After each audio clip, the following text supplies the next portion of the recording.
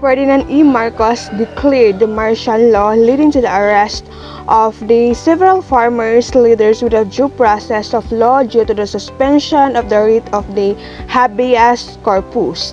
Implementation of the program were not included in the provision of the PD 27, excluding about 3.5 million landless and tenants farmers under plantation crops.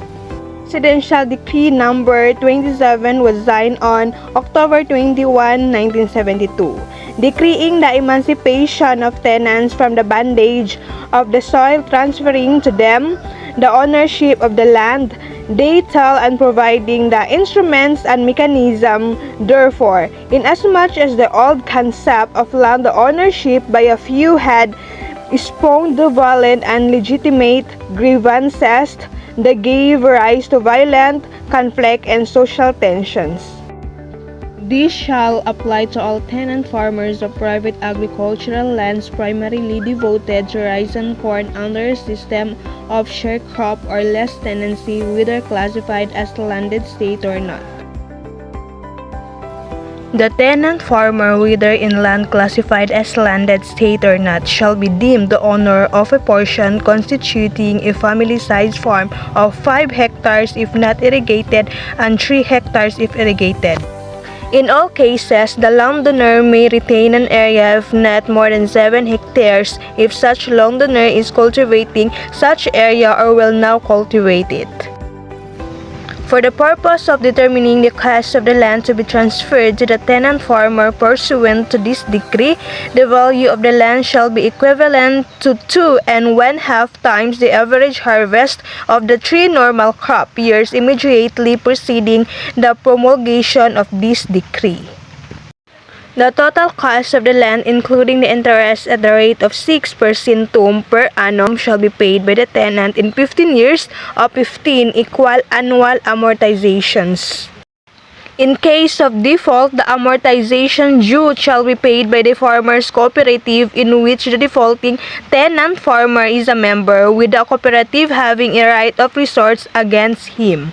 The government shall guarantee such amortizations with share of stock in government-owned and government-controlled corporations. No title to the land owned by the tenant farmers under this decree shall be actually issued to a tenant farmer unless and until the tenant farmer has become a full-fledged member of a duly recognized farmers' cooperative.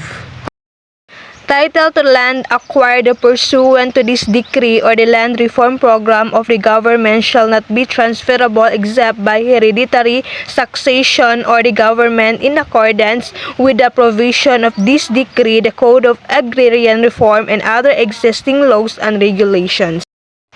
The Department of Agrarian Reform, through its Secretary, is hereby empowered to promulgate rules and regulations for the implementation of this decree. All laws, executive orders, decrees, and rules and regulations, or parts thereof inconsistent with this decree, are hereby repealed and or modified accordingly. President Ferdinand E. Marcos, 1965 to 1986, Proclamation Number 1981 on September 21, 1972, ushered the period of the new society. 5 days after the proclamation of martial law, the entire country was proclaimed a land reform area, and simultaneously the Agrarian Reform Program was decreed. President Marcos enacted the following laws. First, the Republic Act Number 6386, Code of Agrarian Reform, and RA Number 6390 of 1971, created the Department of Agrarian Reform and the Agrarian Reform Special Account Fund. It strengthened the position of farmers and expanded the scope of agrarian reform. Second is the Presidential Decree Number 2, September 26, 1972, declared the country under land reform program. It enjoined all agencies and offices of the government to extend full cooperation and assistance to the DAR.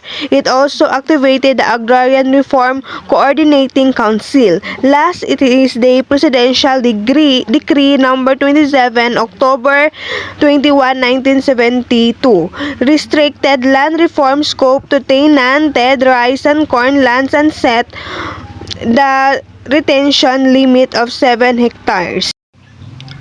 President Corazon C. Aquino enacted the following laws. Executive Order Number 228, July 16, 1987, declared full ownership to qualified farmer beneficiaries covered by PD 27. It also determined the value remaining unvalued rice and corn land subject of PD 27 and provided for the manner of payment by the FBS and mode of compensation of landowners.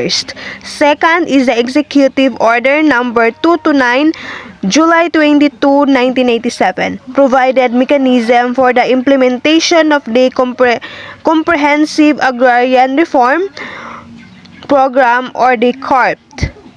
Third is the Proclamation Number 131, July 22, 1987, instituted the CARP as a major program of the government. It provided for a special fund known as the Agrarian Reform Fund or the ARF, with an initial amount of 50 billion to cover the estimated cost of the program from 1987 to 1992. Next is the Executive Order Number 129A, July 26, 1987. It streamlined and expanded the power and operation of the DAR. So next is the Republic Act Number 6657, June 10, 1988, Comprehensive Agrarian Reform Law, an act which became effective June 15, 1988 and instituted a comprehensive agrarian reform program to promote social justice and industrialization, providing the mechanism for its implementation and for other purposes. This law is still the one being implemented at present.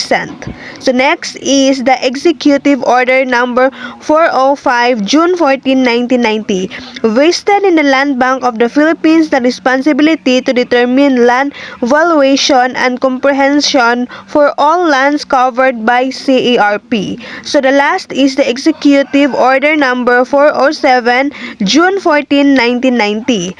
Accelerated the acquisition and distribution of agricultural lands, pasture lands, fish ponds, agroforestry lands, and other lands of the public domain suitable for agriculture. President Fidel V. Ramos, 1992 to 1998. When President Fidel V. Ramos formally took over in 1992, his administration came face-to-face with publics who have lost confidence in the agrarian reform program. His administration committed to the vision, fairer, faster, and more meaningful implementation of the agrarian reform program. Thank you so much, everyone. God bless us.